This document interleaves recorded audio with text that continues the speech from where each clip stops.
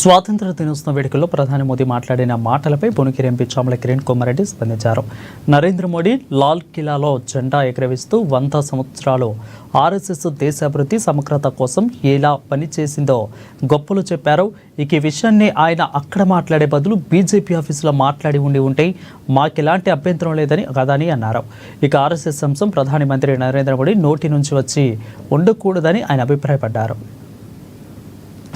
లాల్ కిలా జెండా ఎగిరేసుకుంటా ఈరోజు స్వతంత్ర దినోత్సవం నాడు 100 సంవత్సరాలు ఆర్ఎస్ఎస్ భారతదేశంలో నేషన్ బిల్డింగ్ కోసము, భారతదేశ సమగ్రత కోసము ఏ విధంగా పనిచేసిందో గొప్పలు చెప్పే ప్రయత్నం చేసిర్రు. నరేంద్ర మోడీ గారు అక్కడ మాట్లాడే బదులు ఆయన బీజేపీ ఆఫీస్లో మాట్లాడుకుంటే మా ఎవరికి కూడా అభ్యంతరం ఉండకపోయేది. ఆర్ఎస్ఎస్ 52 సంవత్సరాలు స్వతంత్రం వచ్చిన తర్వాత కూడా